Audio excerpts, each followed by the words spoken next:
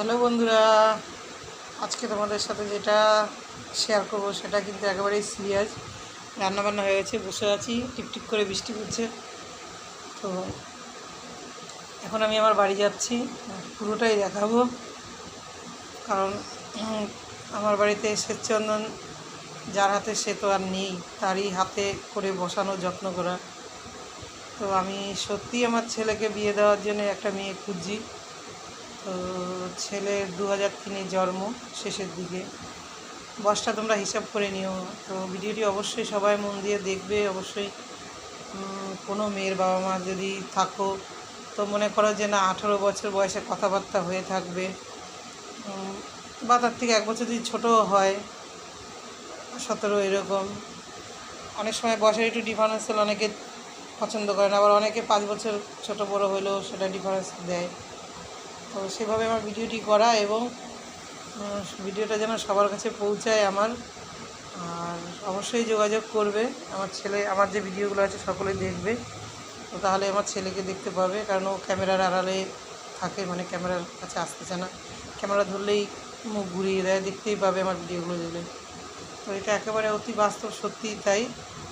কারণ আমি চাই যে এখন আমার ঘরে আমি শাশুড়ি হিসাবে নয়, মানে কি বলবো, এটা সত্যি কথাই।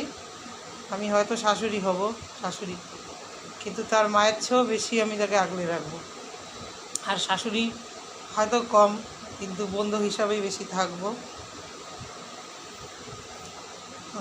হয়তো এখন মুখে বলছি, বিশ্বাস হচ্ছে না, কিন্তু আসলে তখন অবশ্যই বুঝতে পারবে।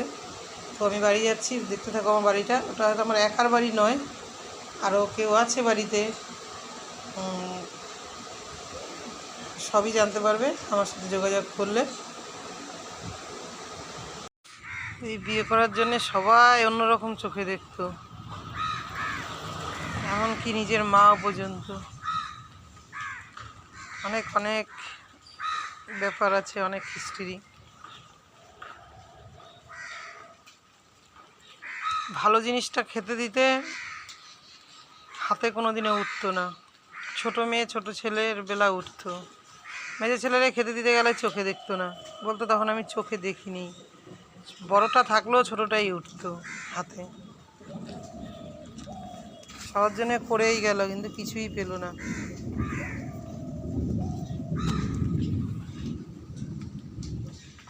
ভাগ্যে এইটুকুই হয়তো লেখা ছিল। সুগার বয়সকালে বসে খাবে, ওষুধ খাবে, অনেক কষ্ট করে জল ঢেলে নুনে ভাতে খেয়েও এই ঘর করা।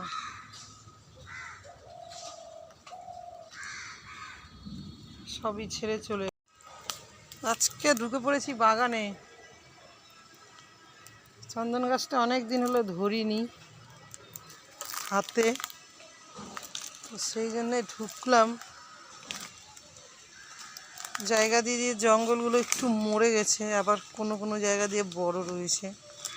তো এখানটা একটু ফাঁকা বলেই ঢুকতে পারলাম। এই হলো বাড়ি। এই বাড়িতে একা রেখে গেছে আমাকে, রেখে দিয়ে কোথায় চলে গেছে।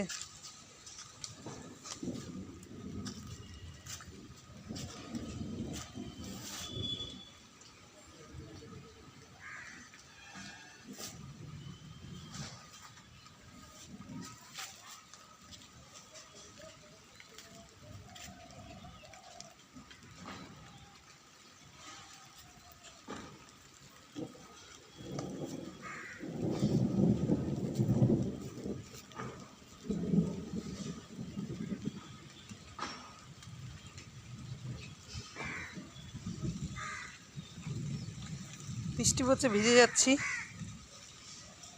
2022-এ মারা গেল, 22 থেকে 23, 24।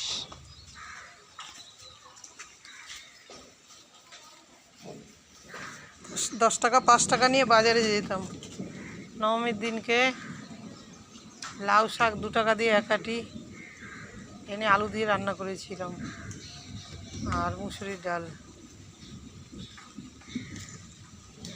ভেবেছিলাম ঘরে বাইরে দুজনে পরিশ্রম করে একটু কিছু করে ছেলেটা একটা ছেলে হয়েছে, ভবিষ্যৎ আছে তার, পড়াশুনো। তো এই সেই ঘরই হচ্ছে এই যে এই ঘর ভাড়া দেওয়ার জন্য করেছিলাম। আর ওই কর্নারে একটা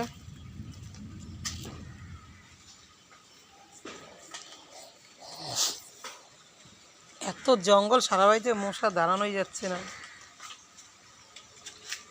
ভিডিও করতে করতে হয়তো অন্যদিকে মানে মন চলে যায়, বা হয়তো অন্য কথা বলি। একটা বলতে যে আমার বিয়ে হলো 2001 সাল কিংবা 2000 সালে, 2000-এ নয়, যতদূর সম্ভবত 2001 সালেই হবে। তো তারপরে কিছুদিন ঠিকঠাক চলছিল, তারপরে তো লাগলো সংসারে অশান্তি, রায়েট। তারপরে ছেলে হলো, হওয়ার পরে দিল আলাদা করে।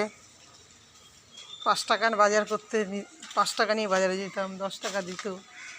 লাস্টে 2000 যখন 24, তখন 24 নয়, ভুল বললাম, 2020-21, তখনও 10 টাকা, 15 টাকা, 20 টাকা নিয়ে যেতাম।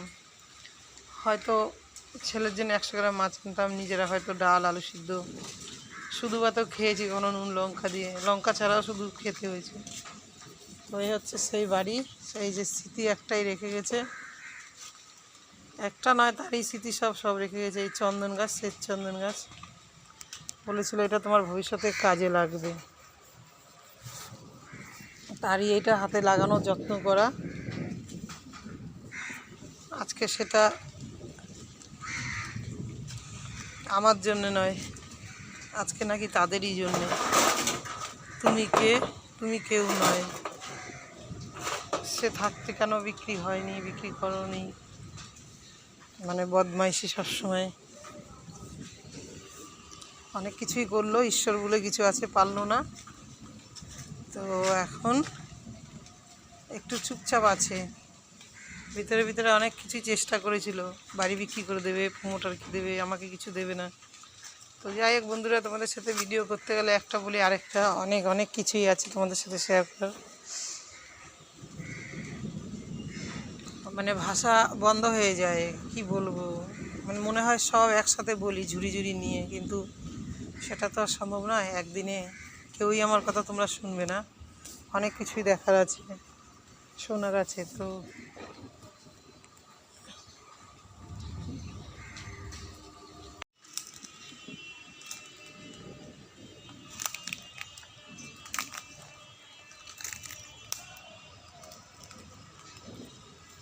গাছটা একেবারে লতায় ধরে রয়েছে। এই হয়েছে শ্বেত চন্দন।